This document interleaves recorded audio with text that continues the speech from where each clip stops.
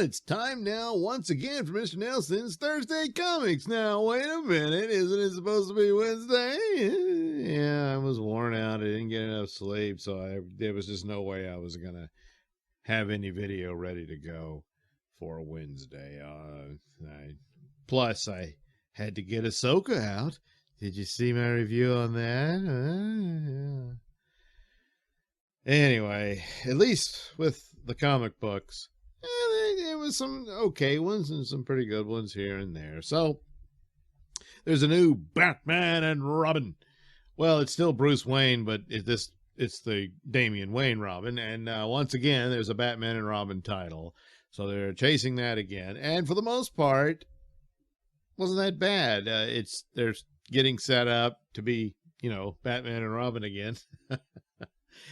And all of that. And it's just a quick introduction to where they are now.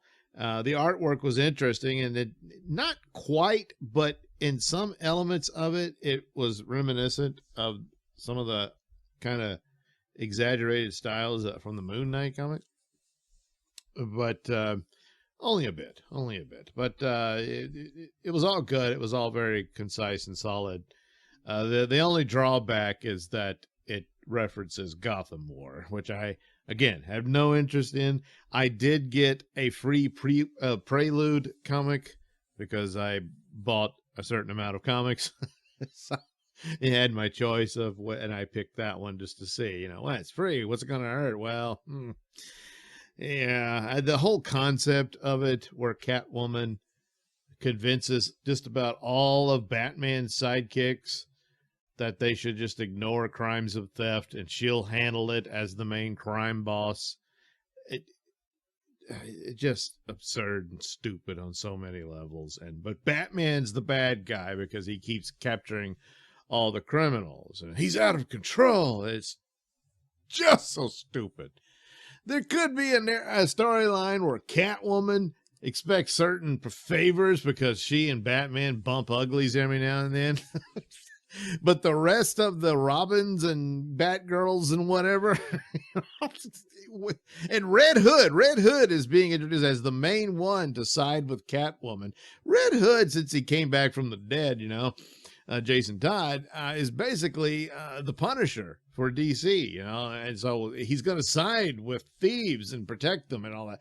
No, he would shoot them all, So I don't care and sick to death of events, at least this one is centered on Batman and his world. Not that I don't suspect that Justice League or anybody will show up in this. So I guess that you can count that little blessing that it's not like overall like Night Terrors, which was like a colossal waste of time. And then Lazarus Planet before that, on and on and on. When it was odd because there was quite a few titles that were starting to breathe. And maybe this one could. I don't know, but it's just one issue. I'll check out the next one for Batman and Robin. Gotham War, new. Yeah, I know. I checked out the Green Lantern Night Terrors, but that's because I like the Green Lantern title and saw potential there, and plus it leads right into it. I'm hoping with Batman and Robin, this is a brief mention of the Gotham War business, and it moves on into its own story, because the Gotham War premise is just so stupid. So never gonna like it. So hopefully it doesn't ruin the Batman and Robin title too badly. But it'd be nice to have a nice Batman title. Chip Zdarsky, I thought, might have had something. He doesn't. It went off the rails and to La La Land and everything. No, not interested in that anymore. And then now, of course, Gotham War. So anyway, hope for Batman and Robin, we'll see. But again, we'll have to see. But Gotham War, no. Green Lantern finally arrived with issue 3 after being forcibly detoured into Night Terrors. which of course was a waste of time. And in a couple of pages, you could have resolved that. But anyway, Sinestro is down on his luck and facing hard times. And so, but he's Sinestro and he knows things, and he goes and deals with these lizard people in disguise on Earth to blackmail them into giving him a gang of all kind of weird looking creatures to help him out on a heist. And so it's kind of funny. There's this octopus character helps attack Ferris airfield and all that. And so it's a pretty good little romp here. You get some backstory a bit for Hal Jordan and just how powerful through sheer will he's able to reignite his Green Lantern powers. And that's pretty interesting. And he's just really loving being Green Lantern again, and then a lot of that. But now hero like Carol calls him in and says, "Oh, your old buddy Sinestro showed up," and oh no, and then it ends with them meeting in a bar. So, but a setup for this next confrontation between the two, and Sinestro's of course going to want his power back and all that, and so I don't think it's on par with World's Finest yet, but there might be some potential there. But all in all, as far as mainstream superhero stories go, it's pretty good. So the backup story is even more intriguing, which is John Stewart's story, which is now not going to be a backup story, which is kind of a letdown. But again, it's going into its own title of Green Lantern War Journal. And it'll get more expanded pages on it, and hopefully it lives up to what it's teasing here. There's this multiverse thing going on. Yeah, I know, but it's what it is. And some interesting things there. And then this new character that will cross over looking for the main universe, John Stewart. And we'll see how that goes. But all in all, introducing a whole new threat and kind of a horror level element there. And I guess he was in a conversation in the story with Guy Gardner he was like projecting his image to him, or did John Stewart just conjure up his own version of Guy Gardner to talk to about the problems with his mother and all that? I don't know. But it's all very intriguing, so it rounds out a solid comic book of the world of Green Lantern, and so now spins off into its own title. And I kind of thought it'd be cool if it just remained the backup feature, and once its arc was done, they collect it. I'm sure it'll get collected anyway, but I'm gonna give it its own title, so okay. After that, return to Peacemaker Tries Hard. And boy, does he. Yeah. He finally gets to save his dog, and that's nice. The book, of course, is a comedy. It's taking after the TV show somewhat, but in its own bent, if you will. And some are funnier than others. Some of this kind of fell flat with me. But what they're doing with the Red Bee... And now, once again, the Red Bee ends up kind of saving the title when it seems to be getting kind of stale and dull in its comical mishaps and whatnot. There was this whole thing with a cloned Deathstroke thing, and it I just didn't get it. At first, there was a bunch of Deathstroke babies, but that's only a panel or two. But then this one, adolescent aged clone attacks him and all that. And, well, it's tough being a teenager, jokes. And I don't know. I just didn't get much of a chuckle out of that. So anyway, I know what the joke is and everything, but, But once again, Red Bee and his pet bee, Michael, who makes appearance, or seemingly does, I think, in another comic book. But this is Black Label, so it doesn't count as the main continuity. And so Michael saves the day, but it's kind of sad. Yeah. and more clues to the Brain's past and everything, and also what he originally looked like. Yeah, yeah.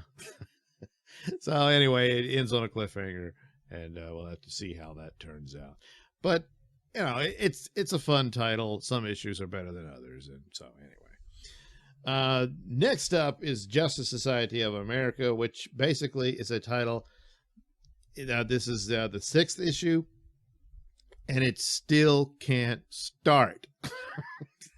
Everything is explanation, and it was supposed to be this big fight with Per Degatten, which they did, but it's just all of it was just, look, this is time travel shenanigans and displaced people from time and stuff like that, on and on and on. And the Huntress, now her timeline no longer exists because she changed time, but she's still the daughter of Bruce Wayne, and Bruce Wayne's trying to help her out because, well, you would have been my daughter and maybe you still will, but, well, I'm going to give you one of my lofts. And she's kind of flippant with him and everything. I don't know. And then the rest of it is all about the poor kids who were stuck on Orphan Island that Stargirl found. The Stargirl series did more in it. It was another book that's explaining everything to get the situation set up for all this multiversal or alternate timeline, however you want to put it, stuff. But it kind of did a better job in its overall plot, despite being rather silly. Whereas Justice Society is oh man, it's like the series just start already. And so now it's like, well, some of the kids, they were originally from the 40s, and now they're thrust into the current world, and they start realizing, oh, my parents are dead. The only good thing is that, they have where Jay Garrick meets his daughter, and as they meet, suddenly he remembers oh yeah, I had a daughter, she disappeared. But that's part of the thing of the timelines, and well, we don't need to explain that. And so there you go. Now old Jay Garrick Flash has a daughter who's still the age she was when she disappeared. So it's, but what are you going to do? But at least he's still around. She has a happy reunion.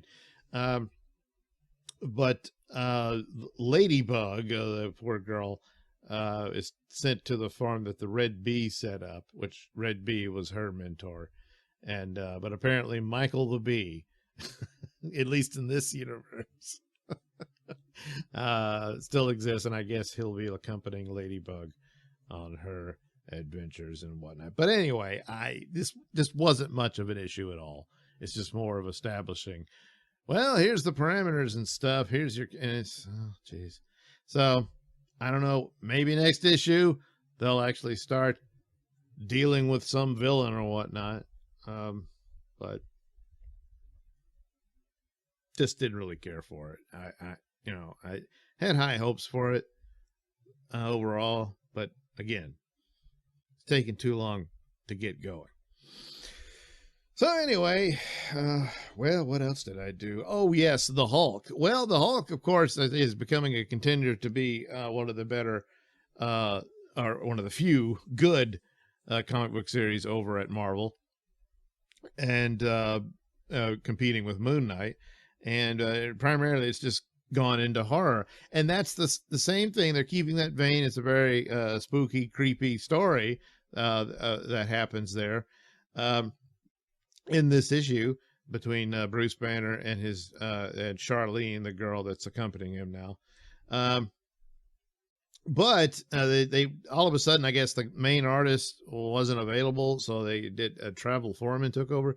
And it's pretty jarring, the difference between their styles. The previous guy, whose name is escaping me now, that's embarrassing.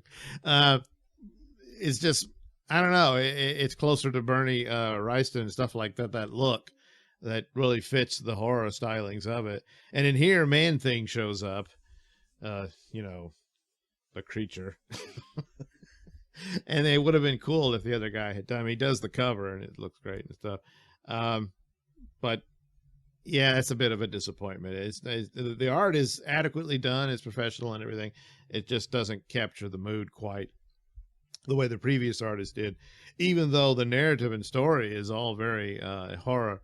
The elements are all still very much there, and it would have been so much better had it had that creepy darkness to it that the original artist had. But still, strong story, and well, I'm still interested in seeing where this goes. And finally, check back in with Spider-Man, if only in that this was detailed as a kind of sort of sequel to Kraven's Last Hunt, which was one of these great Spider-Man comics from the good old days. And now this one is where Spider-Man's hunting Kraven, or rather Kraven's son. I mean, the idea that Spider-Man would go aggressive and everything is interesting, but that's not what this is. It's taking up from a storyline where some spear that contained Norman Osborn's evil self and they were going to hit Norman Osborn with it to turn him back into the Green Goblin, but Peter, or Spider-Man, got in the way of it and he took the hit. So now he's possessed with all of Norman's evil sins or whatever. And so he's sitting around brooding over Kraven, who was involved in the spear and everything. And so he's decided to take revenge on Kraven because he buried me alive, even though, as I understand it, this isn't the same Kraven. But so basically it's the Kraven's Last Hunt story in reverse, where Peter hunts down Kraven, drugs him, and then buries him alive. So I don't know that I'm going to bother with the rest of this, because I was never a big fan of Norman Osborn. When they even brought him back from the dead, they just turned him into Lex Luthor. That was never really Norman Osborn. It was interesting when he took over Dark Avengers and all that. They got some cool stories out of that. But ultimately, and then now where he and Peter are friends and everything, no. That unless you retcon the whole thing of what happened with Gwen Stacy and all that, then okay, but retcon in the sense that it never happened, like this is an alternate timeline or something like that. But if Norman Osborn, well, I'm reformed and the law won't touch him or whatever, and Peter's like, yeah, okay, but I don't want anything to do with you. That's how it would be. Not like this. And so I just think that's really stupid. So anyway, Batman and Robin, hopeful signs.